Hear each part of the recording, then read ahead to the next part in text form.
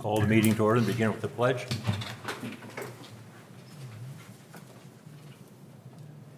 I Pledge allegiance to the flag of the United States of America and to the republic for which it stands, one nation, under God, indivisible, with liberty and justice for all.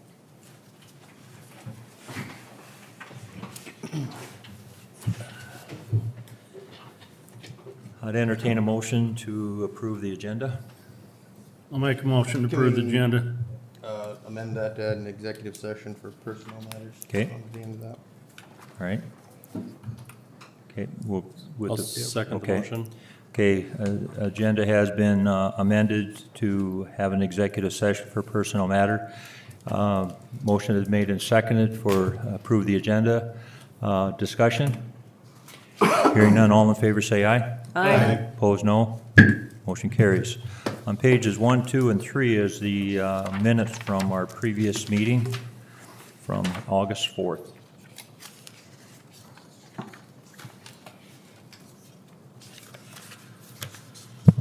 Move approval of the minutes as printed. Second. Discussion? Hearing none, motion is made and second to approve the minutes from our previous meeting. All in favor say aye. Aye. Opposed, no. Motion carries. Public input.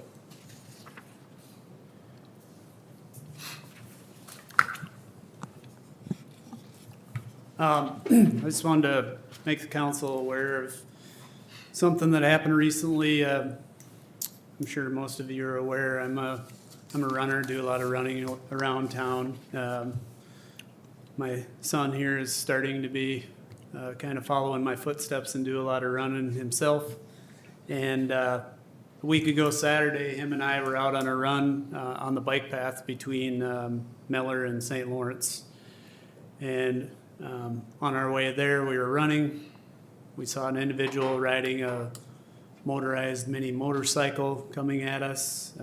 They weren't getting over. I told my son to get in behind me, and the person come zooming by us, never even bothered to slow down, complete disregard for either of us running on the path. I've had this happen to me numerous times over the years and never really said anything about it because it doesn't really bother me, but now that my son is involved and somebody has complete disregard for a kid running on a bike path, then it becomes an issue for me.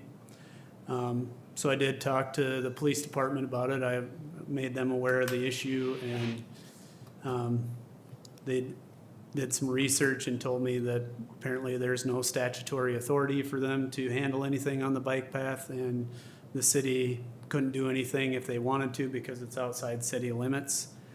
I guess I'm here just to, I don't know, I'm not saying they're wrong, there has to be some way that is enforceable. There are 4 signs up between here and St. Lawrence that specifically state they're Department of Transportation signs that say pedestrians and bicycles only. I did talk to the Department of Transportation, and they said that part of the grant approval during the Janklow administration was they would approve the funding with the stipulation that it would be used for bicycles and pedestrians only.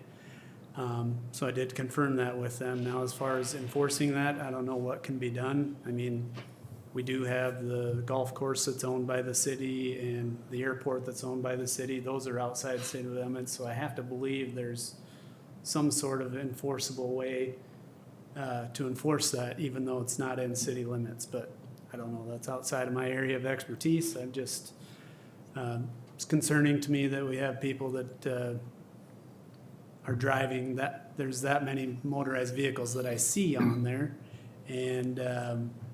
And then you have people that just have a complete disregard for people that are using that path. I mean, would have been real easy to pull in the grass, shouldn't have been on there in the first place, but anyways. Joe, when did you say this happened? Would have been a week ago this past Saturday. Saturday, so the, Day of that Make-A-Wish thing, wasn't it? what's that? Day of the Make-A-Wish golf tournament, wasn't it, the same day? Yeah, morning? yeah, it was, because we ran before the Yeah. tournament, yeah, that's the day it was, yep. Yeah. That's shocking, because at our last meeting, I brought up this exact specific incident and issue. And I would have thought that would have been dealt with. I'm surprised to hear that it's still going on. And can you, I was trying to take in everything you're saying there. Tell me what the response was that you got from the police department? Well, they just said they don't have any statutory authority to enforce anything on the bike path, and that the city council also couldn't even create an ordinance because it's outside of the city limits. I'm sorry. Is this real life? Can that really be our stance on this? I don't think that's right. I think the city has the ability, and I would like to have our lawyer take a look at it. If it's within a mile of city limits, you have extraterritorial jurisdiction. And I think we do have the right to put an ordinance in to do that. Well, And I think we ought to check it out. The police department patrols outside of city limits, so I don't understand why something like that wouldn't be enforceable. Ted stood right Wait. here and told us that not only do they have the ability to be out, to enforce the law outside of the city limits, they are required to. I mean, on no planet does anybody, at least I don't think, believe that it's acceptable or appropriate to claim that we don't have jurisdiction on the bike path between the city and the airport, for crying out loud. We got preached at about how they have to be outside of the city by a mile. I don't think it's the fact that they can't enforce anything outside city limits. There's no statutory law. We don't have anything on the There's books. nothing- That, There's and that, definitely a law that says you can't run down pedestrians on a gas-powered mini bike. I would agree with that. Yeah. Doesn't matter if you're on the bike path or on a city street, you can't do it. Yes. for the record, we did have a public safety meeting with our chief of police, and we did go through the concern and have some things addressed. Now, the information that Joe was alluding to is the information that we received too, but by no means was that going to be an end in itself for us to find out if there is something we could do with regard to that. There absolutely is. You can't have it both ways. You can't stand up here and say that they have to be outside of the city by a mile and then say we can't do anything on the bike path. But we That's had, an embarrassing response. I make a motion, since it's public input, that we put the bike path on for the agenda for the next meeting, and we contact the lawyer and see what we have available So- for Yeah, law I- enforcement. You know, in other communities that I've ran on similar bike paths and stuff, a lot of times they'll have, at the entrance of them, they'll have like a chain and only a narrow pathway that only a bicycle or a pedestrian could get through. I'm not saying that's the way to go. I'm just saying that's what I've seen in other communities, and I'm not even saying that, to go after these people, but at least, at the very least, if we see people on there, I mean, Should we do something? stop Yeah. and say, hey. Yeah. Yeah, get off. It is posted, so people are driving right by, there's 4 signs between Yep. here and St. Lawrence going both ways. And just as a notification, since it's a public meeting, of if you're on a motorized vehicle, do not go on the bike paths. So they Yeah. get printed in the paper. Yeah. But I well, do and know, Ted, at our meeting the other day, Ted was going to go address that individual too, once he checked that out. So I don't know, I haven't talked with him He since. did. He did, yes. He had, yeah. yeah, He said he wouldn't ride it again on the bike Yeah. path, so we'll see. yeah, and like I We said, got I it on the don't, phone right here. the bike path's already been put in, but There's usually initially, an officer parked right close there. I both would think you'd be able economic to see it. development and the Department of Transportation both confirmed that part of the stipulation was in order to receive the grant funding, it had to be used Yeah. for that only. Yep. You know, so, Like I said, we had a public safety committee meeting, and we had some information that was gotten back to us, but by no means was this going to be a mute issue with regard to, trying to follow up and try to get additional information with regard to where we could proceed with it. So Yeah. I'll just put it that way. Yep. well, thanks for. Okay, thank your- you. Thanks, Joe. You betcha. Thank you. Other public input? Well, I do have one question. I do have public input, but there's codified law in some way if, it's gotta be there. If I'm speeding, then it's in the law that they write me a ticket. The question that comes to my mind on these bike trails, has anybody ever created any kind of ordinance or any kind of law that puts a fine and enforcement on a violation like that. So, But- does anybody yeah. know the answer to that? No, I don't, no, we don't. And I think that's the reason we want to try to dwell into this a little bit more, this situation. If there's not one, there's for Yeah, certain there should- sure needs should to be, be yeah. one, you know. Yeah. So, the input, the public input I have is, about the water lines, the temporary water lines. Over the years, there have been a lot of temporary water lines put in as, the water construction has been going on. Just want to thank the water department. They recently had to put one across the driveway of the church and the parsonage, and they put it in a hurry, and it was manageable. And when they took it out, they literally left the driveways in better shape than they were before they put them in. So thank you. And I also want to apologize for running over one of the valves with my and making them come out after hours and fix it. They came out in a hurry and fixed it. So Yeah. I'm sorry I did that, Terry. Yeah, all right. Thank you, and thank you too, Joe. One other public input, I know last week, or last council meeting, I'm sorry, go ahead, Dave, I'm sorry. Yeah, I have time to drive around town, and I just see lots in some yards that have bindweed in them, which is a noxious weed. You know, if you're out in the country, the farmer has to take care of that sort of stuff. Why don't the people of the city have to take care of it? I wish you'd look into it and see what could be done or whatever, so that's all I got. Okay, Thank you. thank you. Last meeting, we had a situation with regard to building permits with handicap ramps, and one of the things that said you didn't need a building permit. I do want to indicate that the fact that you do have to have authorization prior to putting it in from our zoning administrator, just to make sure we're in compliance with regard to some of the rules and regulations where that's going to be built. But just because you don't need the council to pass a building permit doesn't, you'd still need to have the zoning administrator, that'd be Dustin, to authorize that ramp too. So anyway, so I'll just leave it at that. Some old business, the building permit was issued to the Catholic Church for a fence.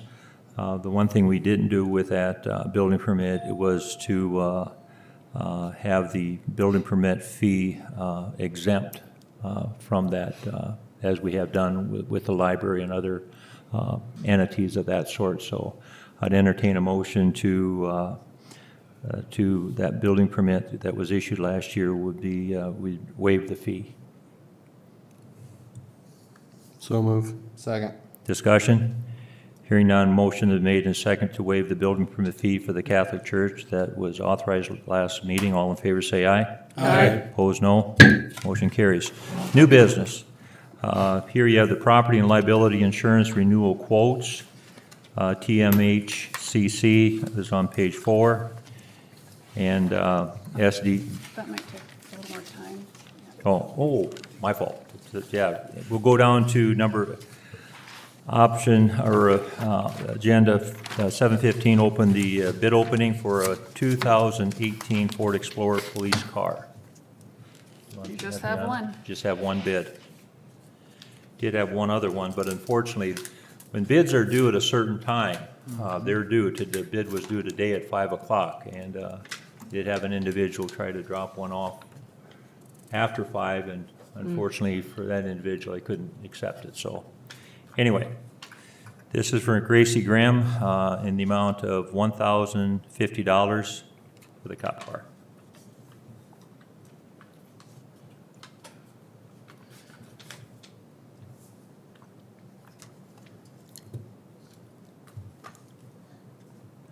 I know we had some individual that appraised the car, and so, Well, we did have that appraised.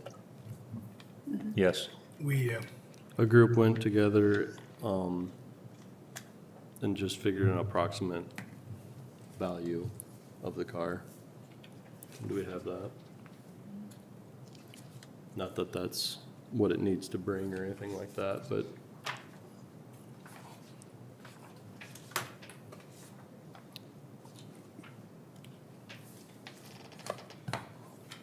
You said That's kind of what I would, 1,000? $1,050. did we have anywhere in our bid letting that stated explicitly or suggested that we have a reserve on that? I can't recall. Because if we don't, I think we have to give it to her for that, but if.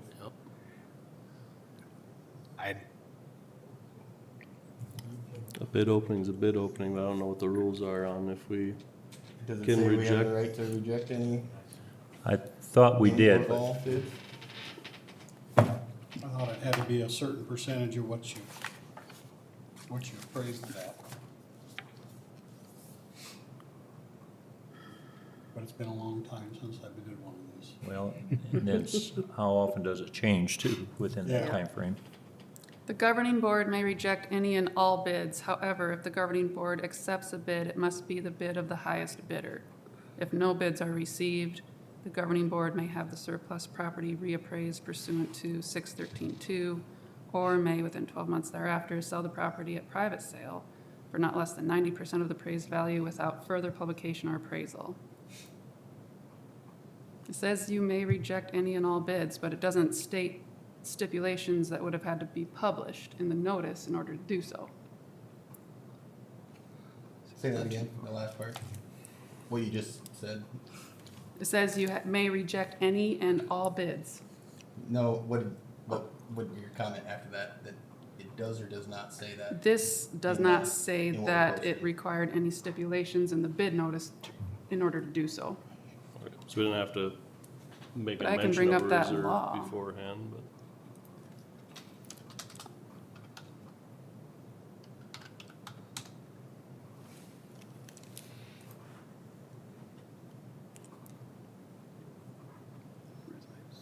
I do know it's rough.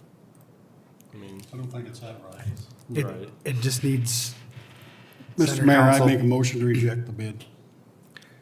Second. Reject it? Yes. Motion is made and Do you second wanna to reject the bid. Go ahead.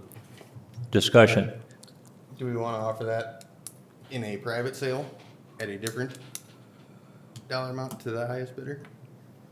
However, that's- that's that- only if you received no bids. We did receive one. We So what can is- So the have, private sale thing. So what's the can't- protocol then? we when can do have it reappraised though, right? We could reappraise it Yeah. and rebid. Yeah. There you Has- go. Right. Make a motion to reject the bid Well, it's already been made. and Yeah. Okay, We can put that after this is Okay. voted on. just, okay. You want to revise your motion? I'll revise the motion to reject the bid, have it reappraised, and then rebid. second. Discussion. Hearing none, motions been made and seconded to revise the bid and to have it appraised. Once again, all in favor say aye. Aye. Opposed, no. Motion carries. Okay, now we go on to new business. Property and liability insurance renewal quotes, TMHCC is on page 4, and South Dakota PAA is on page 5, and the comparison sheets are pages 6 through 10. Now, the one thing with the South Dakota Public Assurance Alliance, that'll be an increase of 5% on the building evaluation. You know, evaluation? Values, Valuate. the values of our buildings. Yeah, the values of our building. Thank you. Because they were at the 20, last year's, I think it was, so. So there'll be a slight difference there. Joe, do you have anything? Yeah. No, please do. Okay. Yeah, when I first saw this online this morning, I thought, I took a look at that and I thought, wow, that is a lot of difference in premium. And I thought, you know, look it over and what's ever in the best interest of the city, that's what I was gonna recommend, you know, and if it looked to me like that was a better deal, I'd be honest with you and tell you it is, but as is usually the case with insurance, the devil's in the details and coverages, okay? So, as Cindy mentioned, so what Tokyo Marine does every year is they increase property values to cover for inflation and building materials that obviously continue to skyrise every year. So you're not underinsured if you do have a loss 3, 4, 5 years down the road. So your building values are keeping up with inflation. When I met with Pat and Cindy last week, I did say that, however, if there are certain buildings that you feel are either under or overinsured, those can be adjusted. But just as an example, if you guys don't have last year's renewal probably with you, but last year's property renewal, so this year the property increased by almost $1.1 million. So the quote that you had received from the competing quote has last year's property values. So ours increased by $1.1 million. The premium on just the property portion last year is $51,699. This year it's $63,855. So that's a difference of $12,000 because the property increased so much. So you're clearly not comparing apples to apples. If we had quoted based on last year's values, our premiums would be very similar. A couple other things too that I noticed. The inland marine portion, which you see the premium on there, what the inland marine is, basically that's just your equipment list, the equipment that the guys have in the shop and stuff. We have 1.3 million, they have 1.1, so that's a difference of almost $240,000 in equipment. I don't know why that number's different, but it's significantly different. The vehicle list, we have 43 vehicles listed on the current policy. Their proposal only has 31 for some reason. I don't know why that is, what the difference is, but big difference there. One thing that I discussed with these two last week, a very important coverage is called business income and extra expense that you have on your current policy with a $1 million limit. So basically where that would come into play is if a catastrophic event came through, like most likely a tornado or something, you lose these buildings and you're no longer able to conduct your day-to-day normal operations until you get something constructed. You might be down for 2 or 3 months. That lost income that you had, you have coverage for up to $1 million. I did not see any of that anywhere on the other proposal that I could find. And then the last thing, this coverage I also explained is very, very important, especially for those of you sitting at the table here, and that is on the premium portion, it's under the professional liability. So under the professional liability, you've got 4 coverages. You've got public officials, errors, and omissions, which that covers you folks. If there's a decision that you make an error, or somebody comes back and sues the council, it gives you protection for that.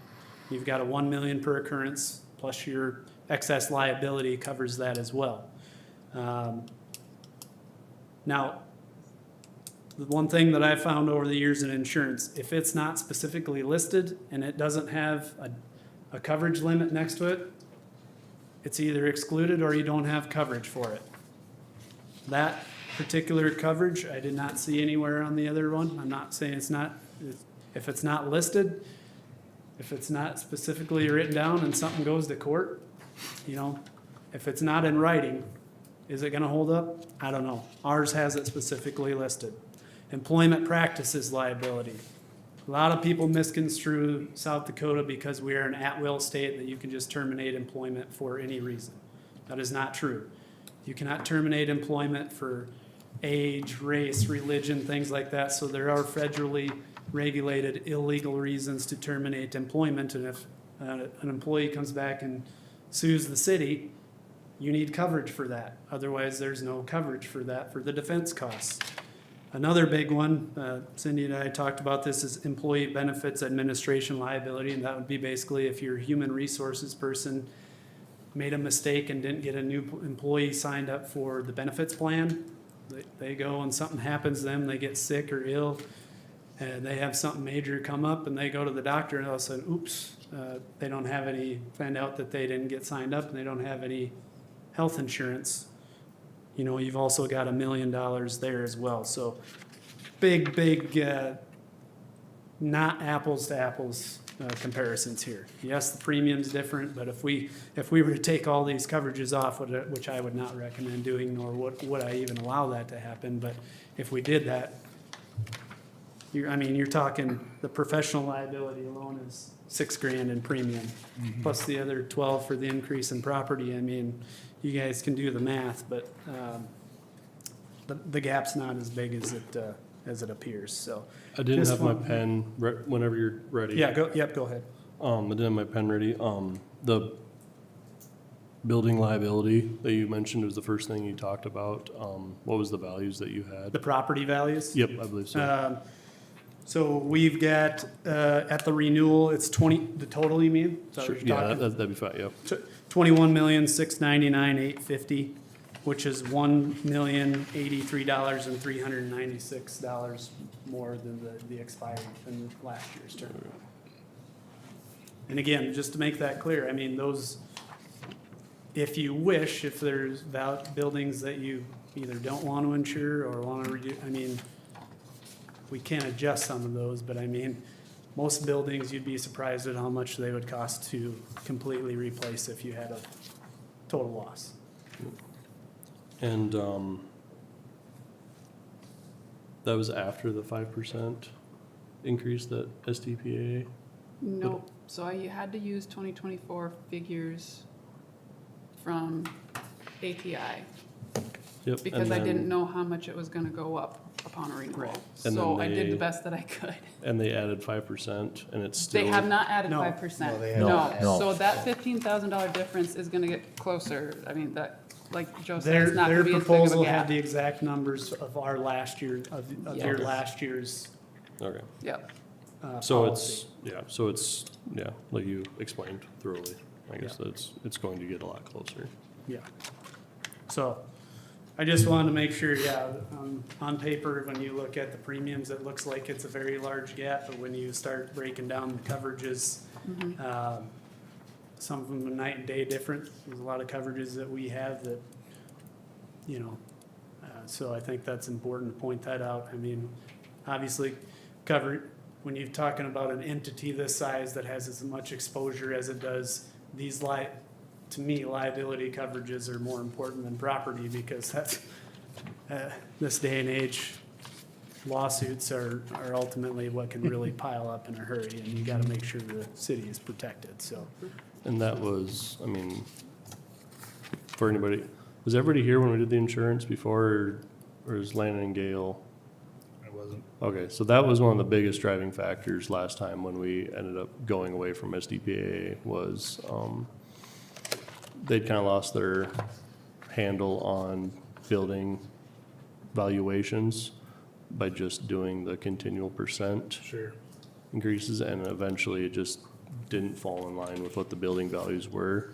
Because I want to say you were even a little bit, it wasn't 15,000 or 16,000, which I understand that that's not the right number, but you were even just a touch higher, but we were also getting more coverage when we switched last. Considerably more. Yep, and it was a little bit more in line with where we were. I'd like to know that, you just mentioned the one thing, discrepancy with regard to the automobiles. I mean, why would you have a difference there? I mean, and We'd have then to just take it what are we apart. missing on some of the, are we missing something else? Near as I could tell, there's 11 vehicles that have liability-only coverage, but they're still listed, right? I mean, we still have those ones listed without comp and collision coverage. Looked to me like just the ones with full coverage were listed. Why the other ones would not, I have no idea. I mean, because you still want to see the list every year, right? You want to know what vehicles have full coverage and which ones have liability only, which ones you're insuring. Oh, yeah, we sold that one, we need to take that off. I mean, And Still wanna it's, see and it's the not your list. responsibility to figure out why they didn't Yeah. include them. Your responsibility is to make sure stuff is included in the insurance when we ask for everything to be covered, so. yeah. Okay.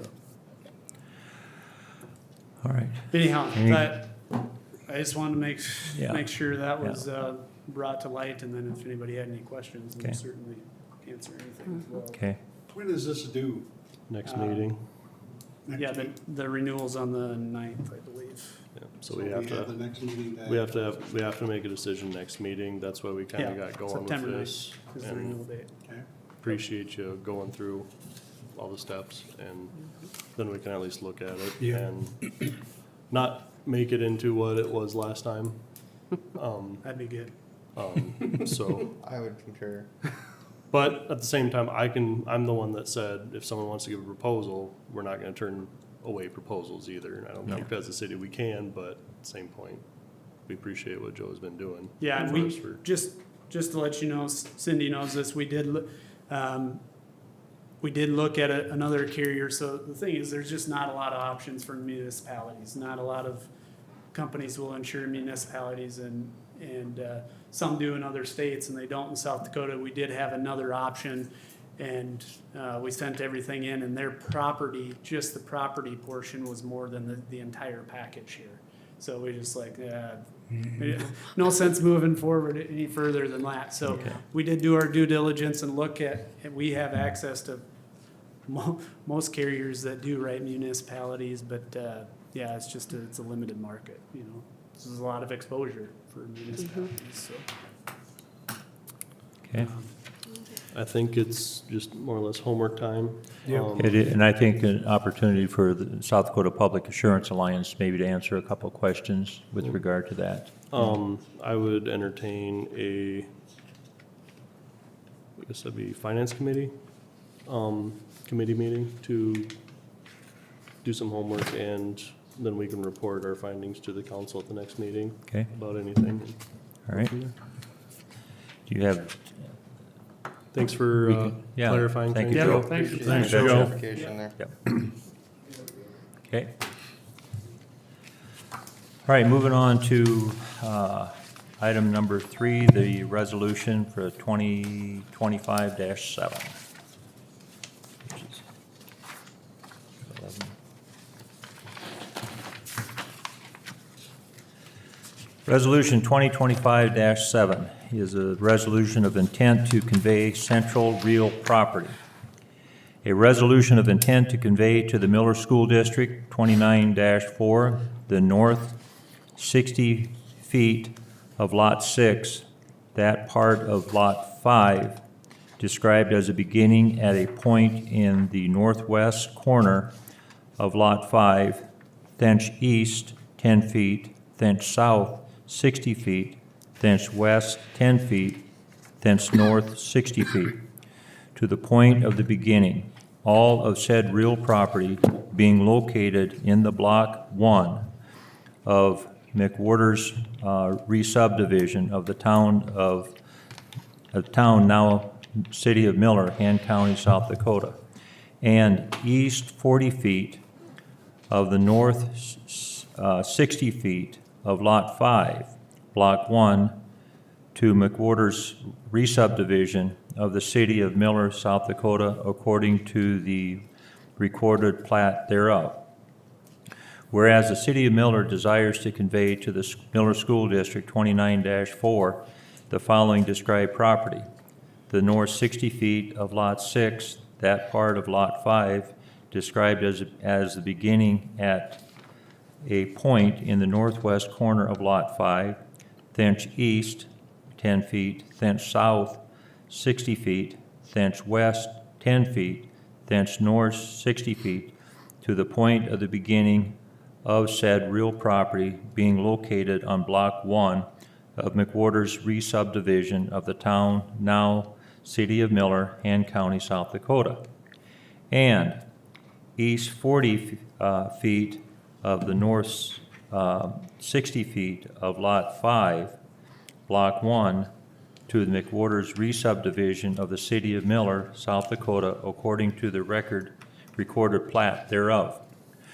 Whereas pursuant to the authority vested in it by and in accordance to South Dakota Codified Law 9-27-29, the City of Miller desires to convey to the Miller School District 29-4, the above described real property to be used by the Miller School District 29-4 for the school purposes, and whereas the transfer of said real property is in the best interest of the public, and now therefore pursuant to South Dakota Codified Law 9-27-29, be it resolved that the City Council of the City of Miller, South Dakota hereby approves this resolution of intent to convey certain real property. Section 1. The City of Miller does hereby convey the real property legally described above by quitclaim deed to the Miller School District 29-4. Section 2. The said conveyance of real property is made by the City of Miller to the Miller School District 29-4 upon payment of nominal consideration in the amount of $1 being provided by this Miller School District 29-4. Section 3, the mayor is hereby authorized to and directed to sign the quitclaim deed for the certain real property conveyed herein, dated this 18th day of August 2025 by the City of Miller. Is this just a reading, or do we still make a motion on this? You can make a motion. Okay, I make a motion to approve resolution 2025-7. Second. Discussion? Just want it to be noted that the city will be taking the chain link fence portion. Yep. Yes. Do they want the rest of the chain link taken No, down? the city does. The city wants, we will take ownership of the fence itself once it's down yet. But they want us to take that down? Not right now. No, Not right right now. now. No, it's our, it's, Dustin and Mr. Norden have had a discussion, and when it comes time to take down the fence, Dustin wants that portion of our Yeah. fence back. Okay, yeah, because it's taller, but I understand of keeping, because they got the internal fence gone, it's Yeah. just the perimeter fence Yeah. is still standing. Right. Shout out to the electric department for getting that area, don't know the right word, back to good condition. It looks really nice if you go by there now. it does. Okay, motion has been made and seconded. Resolution number 2025-7 with the stipulation that the existing, have the record that the city keep the existing chain link fence around the existing area. Any discussion? All in favor say aye. Aye. Opposed, no. Motion carries. Make a Henry, motion, we approve the bills. Second, oops. Okay, discussion?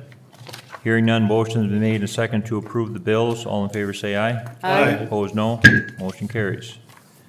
You'll see a correspondence there with Mid-Dakota dealing with water rates for 2026. So, And they're doing the same increases as they did last year. On the minimum bill, that doesn't change. The demand charge will go up $1, and the water flow charge will go up 2 cents. I didn't think it was too bad. No. Okay, Cost of that's just inflation. more or less a heads up for 2026. Okay?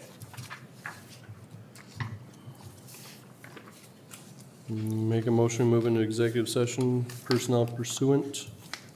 Second. Discussion? To SDCL 125-2 dash, 2, or 1-25-2-1. 1, 1. yeah. Yes, personnel. Yeah, that one. That number. Yes, thank you very much. Thank you. Cindy will I'm be gonna leave. coming I'll out. leave. Thank you. Thank you. Thank you.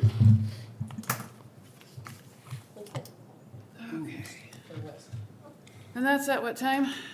Do we have a motion? Yes, 7:39. Did We did have- have a motion. Do we have a Patrick had- second? Susan, At 7:39. yep. Did we vote on it? Yep. Yep. Okay.